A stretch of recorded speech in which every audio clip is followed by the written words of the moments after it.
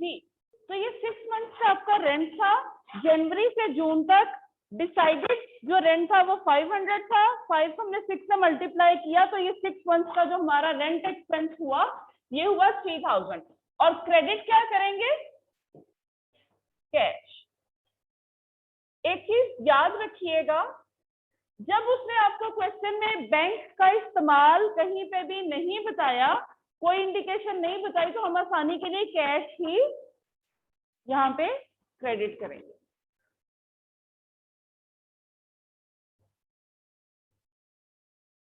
इस एंट्री में किसी को कोई सवाल? Is it clear?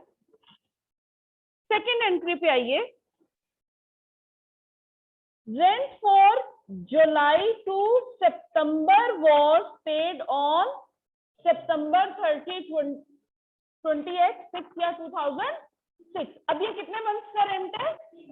और इस 3 मंथ्स में रेंट कितना एग्री हुआ था?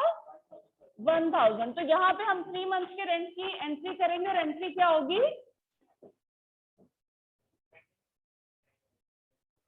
रेंट एक्सपेंस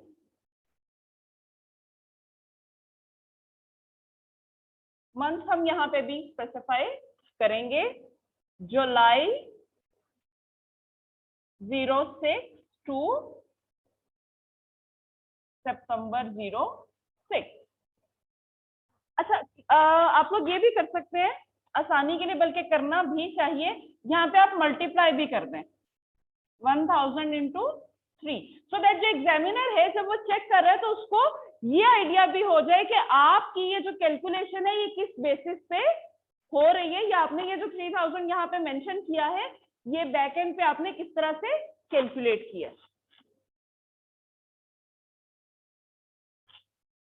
और क्रेडिट होगा यहाँ पे भी cash.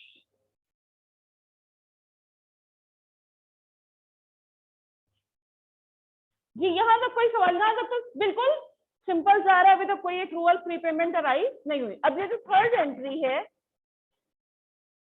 Rent for October 2006 to June 2007 was paid on June 30, 2007। अब यहाँ पे बीच में ईयर एंड फॉल कर रहे, इसको आइडेंटिफाई करने का ना बड़ा आसान तरीका है। आप ईयर एंड आइडेंटिफाई कर लें कि आपका ईयर एंड जून है, दिसंबर है, सितंबर है, कौन सा टाइम पीरियड उसने आपको बताया कि ये आपका ईयर एंड है। जो ईयर एंड है वो जिस ट्रांजैक्शन के बीच में फॉल कर रहा है, पिछली दोनों ट्रांजैक्शन के बीच में ईयर एंड की डेट फॉल नहीं कर रही थी। अब जो ट्रांजैक्शन है इसके बीच में ईयर एंड की डेट फॉल कर रही है। Now we have to be careful कि यहाँ पे हमने ये देखना है कि हमने फ्लैटली पहले दोनों एंट्रीज की तरह सिंपली एक्सपेंस की एंट्री पास नहीं करनी, हमने आइडेंटिफाई करना है कि इस टाइम पीरियड में हमारा ईयर एंड किस पॉइंट पे फॉल कर रहा है, राइट? उतने टाइम तक की जो है वो हमारी उसके अकॉर्डिंग फिर अकाउंटिंग एंट्री होगी। तो यहाँ पे पहली बात तो ये है कि जुलाई 06 से दिसंबर 06 तक जो रेंट का रेट था वो 1000 था, जबकि जनवरी 07 से जून 07 तक जो रेंट का रेट था वो 1500 था। Is it clear? तो एक तो जो पेमेंट हो रही है 9 मंथ्स की, यानी अक्टूबर से जून तक 9 मंथ्स, इसमें पहले 3 महीने फॉल कर रहे हैं 2006 में, जबकि अगले 6 महीने फॉल कर रहे हैं ईयर 2007 में। अब ये जो 6 महीने ईयर 2007 के हैं ये तो 7 में ही जाके पे हो रहे हैं, लेकिन ये जो 3 महीने हैं ये एक्चुअली दिसंबर में पे हो जाने चाहिए था इनका रेंट, लेकिन ये पे तो 31 दिसंबर 2006 को जब हमने अपने अकाउंट्स क्लोज करने हैं तो हम क्या एंट्री पास करेंगे? Accrual rent expense debit to accrual credit. Reason being कि ये 31 दिसंबर तक के 3 महीनों तक हमने उस प्रॉपर्टी को यूज कर लिया, यूज करने की वजह से रेंट पे करना हमारी लायबिलिटी बन चुका है, जो अभी हमने पे नहीं की। Is it clear? तो हमने क्योंकि 31 दिसंबर को क्लोजिंग करनी है, तो हम 31 दिसंबर को रेंट एक्रूवल की एंट्री यहाँ पे पास कर लेंगे। सो रेंट एक्सपेंस, इससे एक चीज और क्लियर हुई। अच्छा, ये रेंट एक्सपेंस यहाँ पे भी अब हम एक्सप्लिसिटली मेंशन करेंगे कि ये हम एक्रूवल कौन से 3 मंथ्स की रिकॉर्ड कर रहे हैं। डेट्स मेंशन होंगी तो आप फिगर्स को एक्चुअली आइडेंटिफाई कर सकेंगे ना कि कौन सी फिगर कौन से टाइम पीरियड को रिलेट कर रही है। 1000 इंटू 3 और ये मंथ्स हैं अक्टूबर 06 से दिसंबर 06।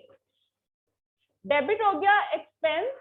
ये एक्सपेंस अभी हमने पे नहीं किया, हमारी लायबिलिटी है, तो हम इसको क्या रिकॉर्ड करेंगे? एक्रूड रेंट भी कह सकते हैं, रेंट लायबिलिटी भी कह सकते हैं, राइट? तो हम इसे कहते हैं रेंट, एक्रूड रेंट कह दें। अच्छा, इरेजर,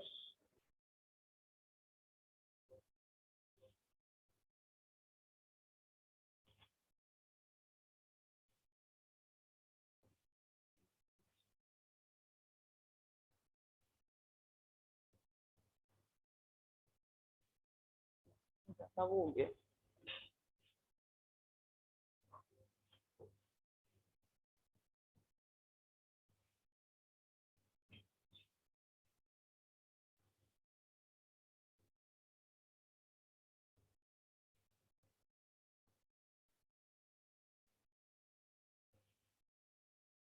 यहां तक किसी को कोई क्यूरी, कोई क्वेश्चन, कोई प्रॉब्लम डिस्कस करनी है यहां तक किसी ने? Is it clear? सिंस हमारा ईयर एंडिंग 31 दिसंबर 2006 यहाँ पे खत्म हो रहा है, तो अब हमने जो 2006 का एक्सपेंस जो पीएनएल में जाएगा, उसकी रिक्वायरमेंट यही थी ना, वो हम कैलकुलेट कर सकते हैं। कितना होगा? कौन सा एक्सपेंस है? एक। Is it clear? तो जब हम प्रॉफिट एंड लॉस अकाउंट बनाएंगे,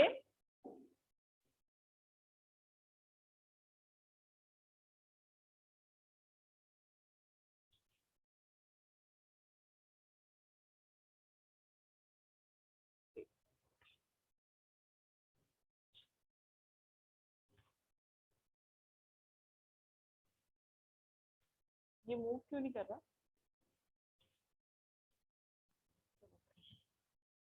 तो जब हम प्रॉफिट एंड लॉस अकाउंट बनाएंगे तो हम ये कहेंगे प्रॉफिट एंड लॉस अकाउंट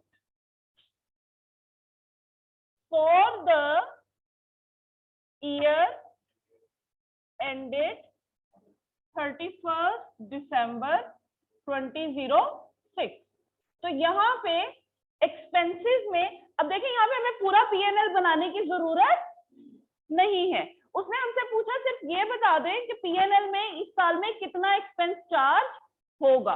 अगर यहाँ पे कोई इनकम होती, हम पहले इनकम की हेडिंग देते वो इनकम लिखते हैं, उसके बाद अगर कोई एक्सपेंस होता तो एक्सपेंस। यानी हमने जो ब्रॉडर सीक्वेंस है वो वही फॉलो करना है जो पीएनएल का या बैलेंस शीट का हुआ करता है। अब उस ब्रॉडर सीक्वेंस में हमारे पास यहाँ पे जो कैटेगरी है वो सिर्फ एक्सपेंस है, और हमने एक्सपेंस का टोटल कर लिया 3000, एक एंट्री से आ रहा था, 3000 एक एंट्री से, ये दोनों पेड थे, और ये एक्रूड वाली एंट्री से आ रहा था। सो टोटल हमारा जो रेंट एक्सपेंस है वो है 9000।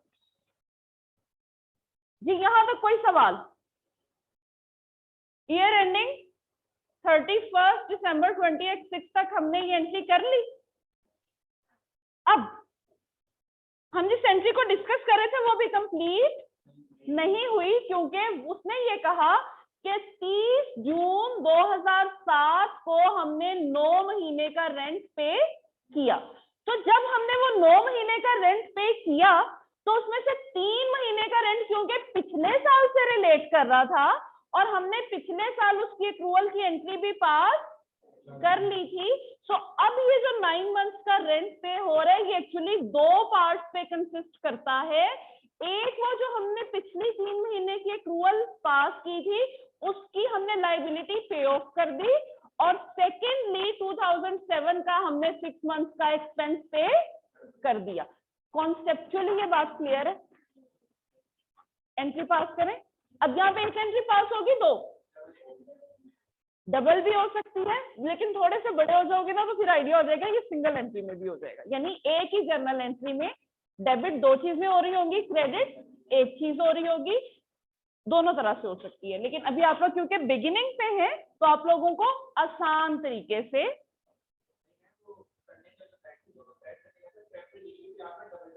हाँ इसीलिए वो इसीलिए जैसे मैं भी कह रही हूँ आसान तरीके से आप लोगों के लिए इसीलिए प्रेफर किया गया कि आप लोग जब स्टेप बाय स्टेप चीजों को कर रहे होते हैं ना तो अंडरस्टैंडिंग ज्यादा बेहतर डेवलप होती है। Is it clear? वो मैंने सिर्फ बताया कि जैसे थोड़े से बड़े हो जाओगे ना प्रैक्टिस हो जाएगी तो फिर इजी हो जाता है, फिर आप एक ही एंट्री भी कर सकते हो। सो लॉजिकली आप दोनों तरह से कर सकते हैं, लेकिन आप लोग क्योंकि बिगिनिंग पे हैं 1 बाय 1 करेंगे तो एरर के चांसेस भी कम है और अंडरस्टैंडिंग भी बेटर डेवलप होगी। ये 2 एंट्रीज करके अंडरस्टैंडिंग ले लोगे ना तो फिर उसको सिंगल एंट्री में इनकॉर्पोरेट खुद ब खुद कर सकोगे। Is it clear? ओके, सो अब हम अगली एंट्री पास।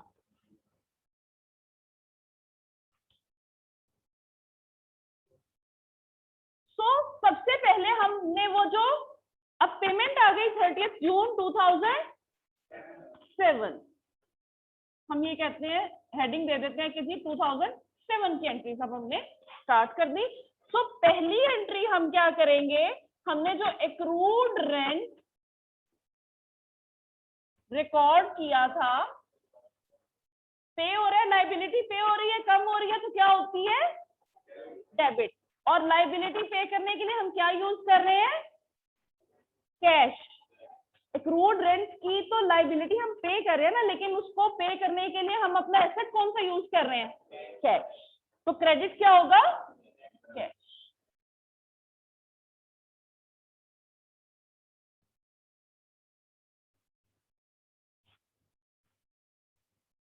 एक्रूड रेंट 3000 से डेबिट हो रहा है, किस डेट पे हो रहा है 30 जून 2007 पे, और क्रेडिट होगा इसके अगेंस्ट कैश।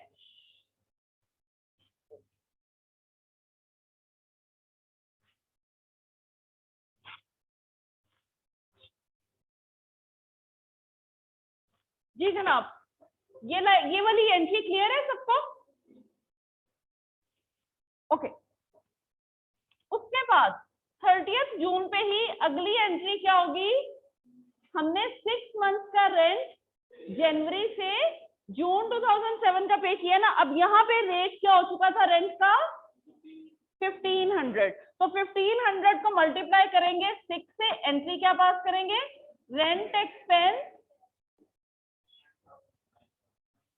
1500 मल्टीप्लाई 6, फिगर कम 9000, और यहां पे हम एंट्री क्या पास करेंगे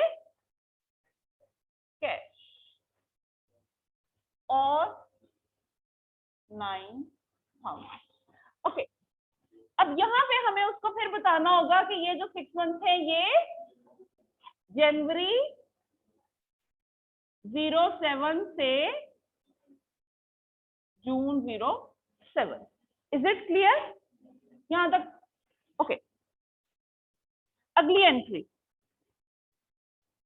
जुलाई टू दिसंबर का रेंट था 2000, rent for October 2006 to June 2007 was paid on 30th जून 2000 ये हो गई है, सॉरी हो गई है, लास्ट एंट्री है। Rent for July 2007 to March 31st 2008 was paid on July 1 2007।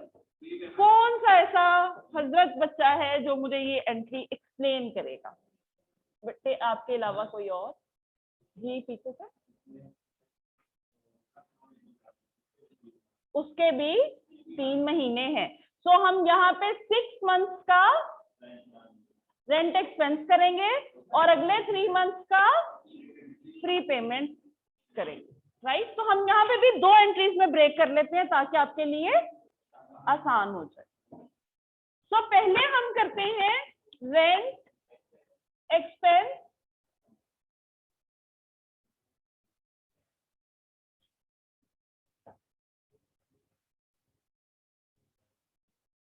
जुलाई 07। बेटे साथ डेट मेंशन करनी है ताकि एग्जामिनर को क्लियरली पता चले कि आप ये एंट्री कौन से पीरियड से रिलेट कर रहे हैं। जुलाई 07 टू दिसंबर 07। रेट क्या था इस टाइम पीरियड में? 2000। और 2000 फॉर 6 मंथ्स हम एक्सपेंस चार्ज करेंगे। 2000 into 6 फिगर कम्स टू 12,000 और कैश भी क्रेडिट होगा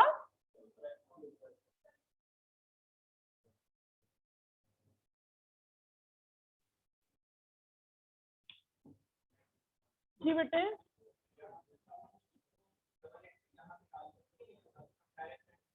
जी कर सकते हैं, कर सकते हैं।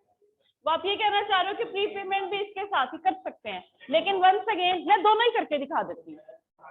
जी मैं ये अलग अलग करने, फिर उसके बाद मैं नीचे कंबाइंड एंट्री की हेडिंग देके आपको दोनों इकट्ठे भी करना बता देती हूँ।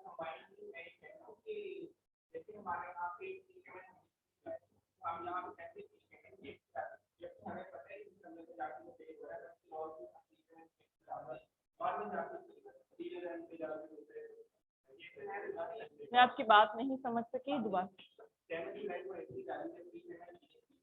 7 जुलाई को एंट्री हमने, ठीक है ठीक है,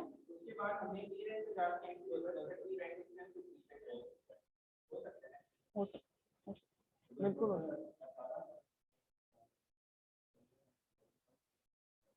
ये प्री पेमेंट है, सॉरी आई वॉज अज्यूमिंग ये 31 मार्च को जाके पे हो रहा है, ये प्री पेमेंट है, ये यहाँ पे ही प्री पेमेंट है। अभी एक्सपेंस नहीं होगा, अभी एक्सपेंस नहीं होगा, ये प्री पेमेंट है। मैं एक्चुअली डेट के साथ I got confused with date. So हम फर्स्ट को जो एंट्री पाई, ये एक्चुअली 31 पे होनी चाहिए थी और कैश की जगह पे प्री पेमेंट आना चाहिए था। तो हम क्योंकि 1 जुलाई को ये एंट्री पास कर रहे हैं, तो अब 1 जुलाई पे हमारी अगले 6 महीने भी प्री पेमेंट ही है। Is it clear? तो यहाँ पे एंट्री हम फिर क्या पास करेंगे? प्रीपेड रेंट डेबिट और कैश क्रेडिट। अच्छा अब प्रीपेड रेंट देखें, रेट सेम है 2000 ही है फॉर इवन 2007 और 2008 के जो 3 महीनों का रेंट पे हो रहा है उसमें भी रेट 2000 ही है। तो हमारी एंट्री हम ईयर वाइज अलग अलग भी कर सकते हैं, बल्कि अलग अलग ही रखें इसको। सो हम ये कहते हैं प्रीपेड, बेटे कंबाइन भी हो सकती है लेकिन अलग क्यों की है वो भी आपको आइडिया हो जाता है, ठीक है। प्रीपेड रेंट जुलाई, ये हम एंट्री पास कर रहे हैं 1 जुलाई को जिस दिन हमने पेमेंट की है। Is it clear? प्रीपेड है जुलाई 07 से दिसंबर 07 तक, राइट। कितना? 2000 इंटू 6, 12,000 और कैश होगा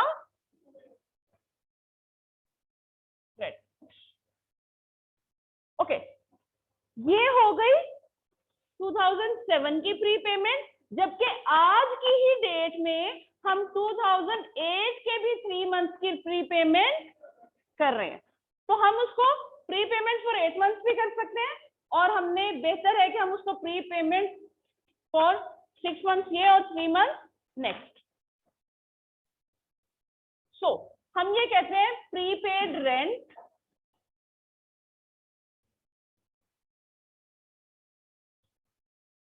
जनवरी 08, ये जरूर मेंशन करना है साथ।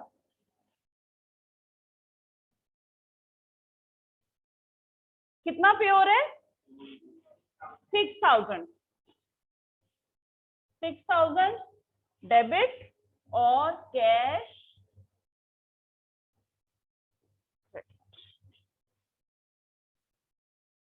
अच्छा जी, ये तो हमारा मामला हो गया 1 जुलाई 2007। ईयर एंड हमारा कब हो रहा है? 31 दिसंबर 2007।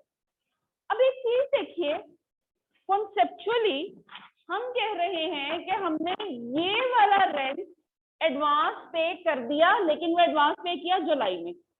अब हम जुलाई से चलते चलते चलते आ गए 31 दिसंबर 2007 पे। तो अब 31 दिसंबर 2007 तक हमने इस रेंट का बेनिफिट कंज्यूम कर लिया होगा ना, हमने वो प्रॉपर्टी यूज कर ली। तो अब ये हमारा प्रीपेड रेंट नहीं रहा, बल्कि क्या बन गया? Rent expense.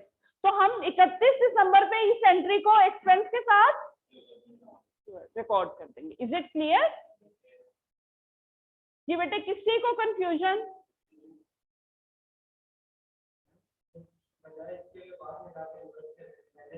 बेटे रिवर्स नहीं कर रहे, रिवर्स नहीं कर रहे, इसको रिवर्सल नहीं कहते, हम कहते हैं हमने इसको रिकॉर्ड कर लिया।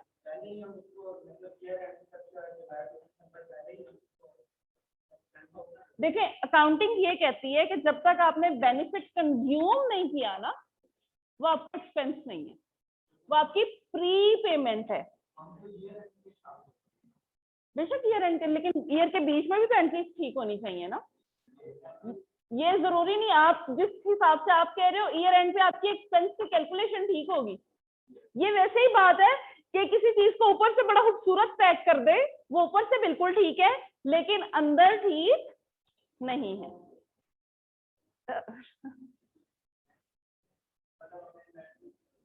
जी बेशक प्रॉफिट एंड लॉस अकाउंट आपने बेशक बनाना है, इस चीज में कोई एतराज नहीं है कि आपने प्रॉफिट, और आपकी अगर इस एंगल से बात देखी जाए तो ईयर एंड पे एक्सपेंस की कैलकुलेशन ठीक रहेगी, लेकिन लॉजिकली वो एक्सपेंस की फिगर बनी कैसे? देखिए जिस दिन आपने ये पेमेंट की होगी, आपने कैश क्रेडिट करना है ना, तो क्रेडिट के अगेंस्ट डेबिट क्या करोगे? डबल एंट्री का असूल तो ये कहता है ना कि debit and credit both side should be equal. आपने 1 जुलाई को रेंट पे कर दिया, कैश चला गया, कैश क्रेडिट कर दिया, डेबिट क्या करोगे? अभी एक्सपेंस तो हुआ ही नहीं, ठीक है? इसलिए बेटे सिर्फ ऊपर की खूबसूरती नहीं, इनर ब्यूटी भी होना जरूरी है। हाँ जी, सीरत भी देखी जाती है। सो बेसिकली अब देखें ना, आप कॉन्सेप्चुअली इस चीज को अंडरस्टैंड कर रहे हैं कि 1 जुलाई को हमने पे कर दिया, लेकिन बेनिफिट तो हमने कंज्यूम ही नहीं किया, और दूसरी साइड से हमारा कैश क्रेडिट हो रहा है, उसके अगेंस्ट हम डेबिट क्या करेंगे? या एक्सपेंस करेंगे या एसेट करेंगे? एक्सपेंस तो भी हुआ ही नहीं, क्योंकि हमने बेनिफिट तो कंज्यूम ही नहीं ना किया। तो फिर ये एसेट की डेफिनेशन को मीट करता ना कि पेमेंट आज कर रहे हैं, बेनिफिट फ्यूचर में कंज्यूम करेंगे। ये हो गई 1 जुलाई। अब आते हैं हम 31 दिसंबर। अब 31 दिसंबर पे ये बात तो एग्री है कि हम बेनिफिट कंज्यूम कर चुके हैं, तो एक्सपेंस रिकॉर्ड होना चाहिए। मान लिया रेंट एक्सपेंस डेबिट कर दिया, अब क्रेडिट क्या करेंगे? क्या दोबारा रेंट पे करेंगे? नहीं, तो इसीलिए वो जो भी इनिशियली हमने बात की थी ना, एंट्री को रिकॉर्ड कर लेना, आप लोगों ने कहा था रिवर्स, तो दैट इज नॉट रिवर्सल, वो बेसिकली हम उसके अगेंस्ट नेक्स्ट एंट्री चार्ज करें। जी बेटे।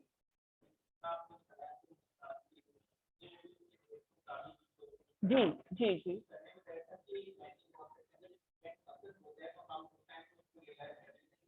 तो ये इवेंट हुआ ना, पेमेंट वाज एन इवेंट।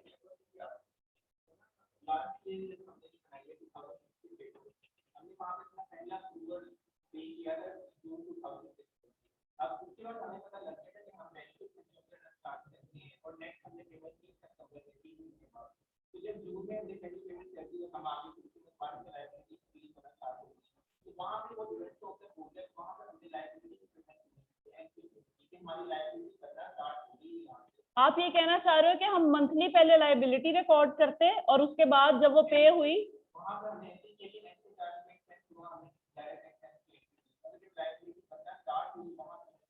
कर सकते हैं, कर सकते हैं, कर सकते हैं, कोई इशू नहीं है, वो कर लें, आप मंथली कर लें। लेकिन अगर हम देखें, ठीक है ना, रेंट तो फिर मंथली अप्रूव हो रहा है ना, जैसे आप कह रहे हो, ठीक है ना, तो फिर वो तो हमारी मंथली ट्रांजैक्शन है, तो हम उसको मंथली कर सकते हैं अगर आपने करना है, ठीक है। ओके,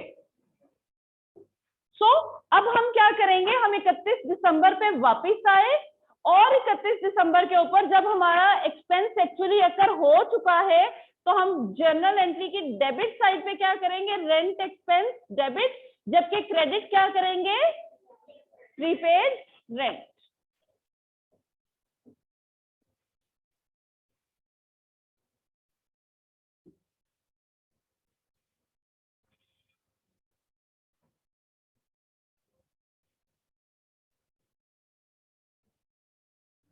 जी,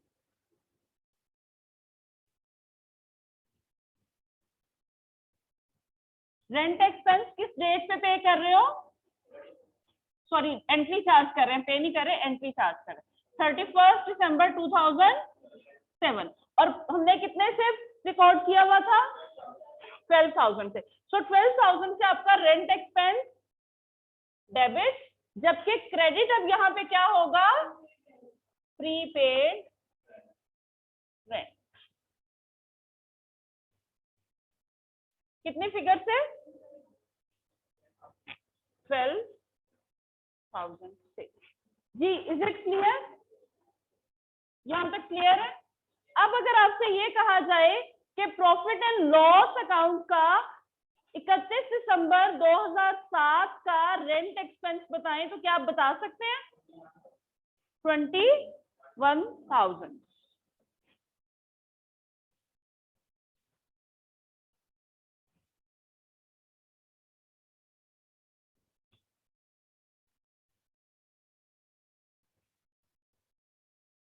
जी बेटे, बाकी लोग भी देखें, 21,000 पूरा हो रहा है आपका।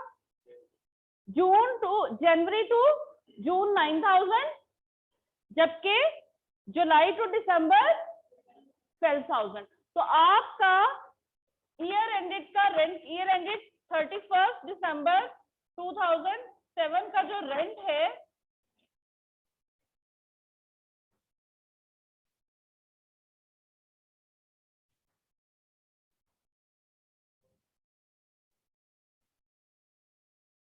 Profit and loss account for the year ended 31 दिसंबर 2007, कितना आ रहा है rent expense, 21,000। Is it clear. अच्छा, अब इस क्वेश्चन में ना उसने आपसे सिर्फ पूछा है पीएनएल का चार्ज, क्वेश्चन की रिक्वायरमेंट यही है, लेकिन यहाँ पे बैलेंस शीट के आइटम भी तो आ रहे हैं, उसने पूछा नहीं है, मैं इसमें एडिशनल इंफॉर्मेशन आपको बता रही हूँ, आ रहे हैं ना। पिछली दफा क्या आ रहा था, 2006 में क्या आ रहा था, एक्रूड एक्सपेंस आ रहा था लायबिलिटी साइड पे, और इस दफा क्या आ रहा है, प्रीपेड रेंट एसेट साइड पे। Is it clear. तो अगर आपसे ये रिक्वायर किया जाए क्वेश्चन में, तो मैं आपको वो भी एक्सट्रैक्ट बिल्कुल इसी तरह से बनेगा। ये चीज आपके साथ डिस्कस हो गई है कि बैलेंस शीट को हम स्टेटमेंट ऑफ फाइनेंशियल पोजीशन कहा करते हैं, और ये actually statement of profit and loss account है, not profit and loss account. तो बैलेंस शीट के लिए हम कहते हैं स्टेटमेंट ऑफ फाइनेंशियल पोजीशन। मैं आसानी के लिए सिर्फ आपको 2007 की बना के बता रही हूँ। एज एट, ये भी पता है एज एट का क्या मतलब है, यानी आज की डेट, जो भी डेट है, as at this date assets और लायबिलिटी की ये पोजीशन है।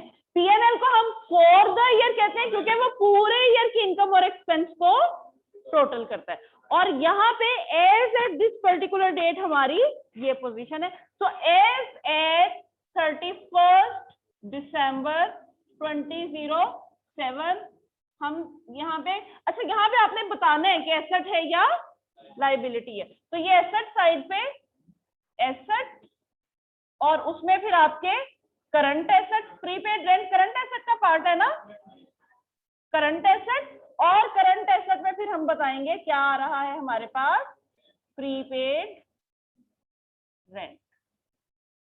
Is it clear? मजीद डिटेल देना चाहो तो बता सकते हो। जनवरी 08 से मार्च 08 and figure comes to 6000। Is it clear? और क्योंकि और कोई यहाँ पे फिगर नहीं है तो हम यहाँ पे इसको क्लोज भी कर देंगे। जी, इस क्वेश्चन में कोई प्रॉब्लम समझ आया?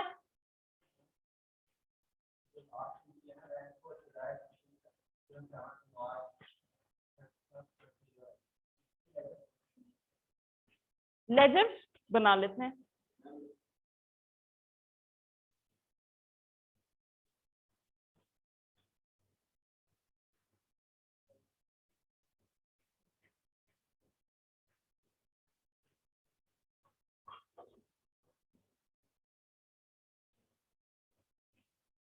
अच्छा जी,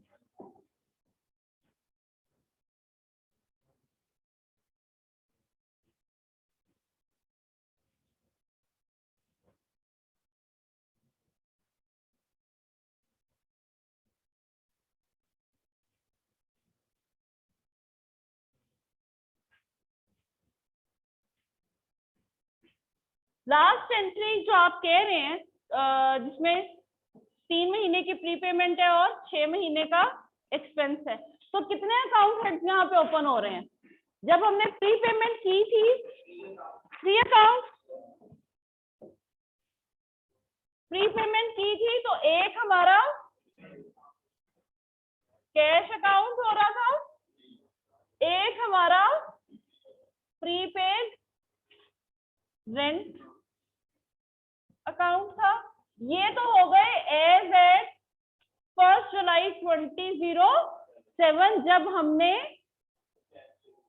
कैश पे किया था, राइट? क्रेडिट क्या हो रहा था? कैश क्रेडिट हो रहा था कितनी फिगर से? 12,008 और 6,008। ये आप हमने आसानी, हम 18,000 भी कर सकते हैं बट हमने आसानी के लिए उसको ब्रेक कर दिया, राइट? तो इसको हम कह देते हैं ये हमारा प्रीपेड रेंट था और ये भी प्रीपेड रेंट था, जबकि ये डेबिट हो रहा था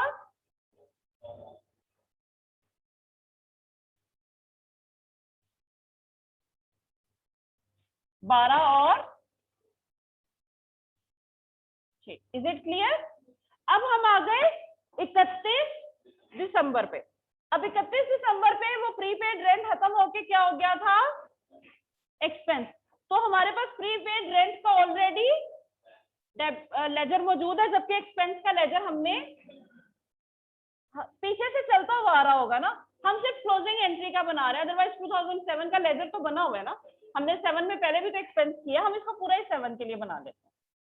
पहले 6 महीने का कितना रेंट था? कैश में पे किया था जनवरी टू जून 12,000, जो 7 का पहले 6 माह की क्या फिगर है? 9,000। 1500 per month, right?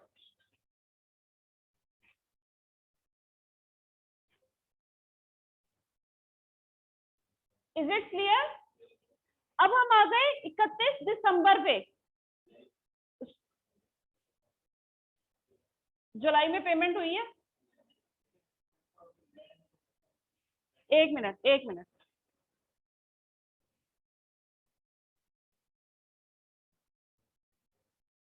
2007 में आए।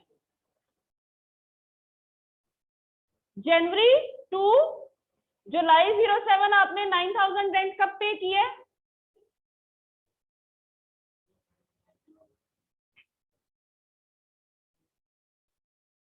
30 जून को पे किया ना, तो 30 जून के ऊपर ही बेटे 9000 की एंट्री, तो 30 जून का ही एक्सपेंस रिकॉर्ड करेंगे ना। और अगले 6 महीने का आपने 1 जुलाई को प्री पे कर दिया था, प्री पेमेंट का हमने लेजर खोल के एंट्री कर ली। अब वो प्री पेमेंट हमने 31 दिसंबर को जाके क्या की थी, तो 31 दिसंबर पे जाके हम रेंट एक्सपेंस में उसको रिकॉर्ड करेंगे ना लेजर में। अब क्लियर है ये जो पीछे से?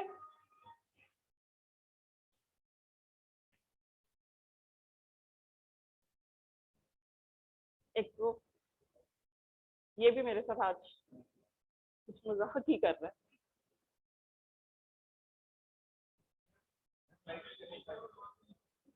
क्या? ओके 6 महीने गुजर गए, लेकिन इसके ऊपर हाथ अभी भी, ये इसका भी जवाब देती हूँ। ओके कैश अब किस डेट को पे कर रहे हो? 31 दिसंबर 07 और कितना पे कर रहे हो? 12,000। अच्छा यहाँ पे जो आपका ये प्री पेमेंट खड़ी हुई थी, ये फिर क्या हो गई? 31 दिसंबर को खत्म हो गई ना, तो हम कहते हैं प्री पेमेंट यहाँ पे हमारी 31 दिसंबर पे क्रेडिट हो गई। Is it clear? अब अगले क्वेश्चन पे आओ, मेरी अगली क्लास भी है 15 मिनट के बाद।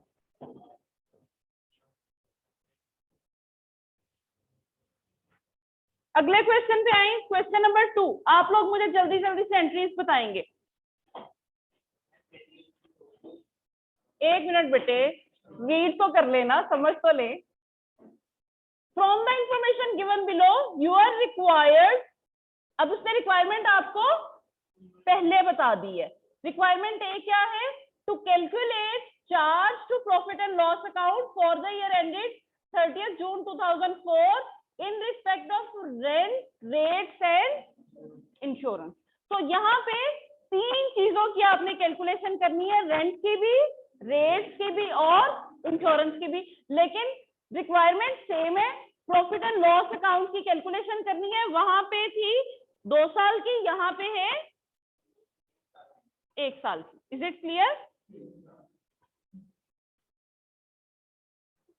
उसके बाद to state amount of accrual और prepayment for rent as at, क्या मतलब?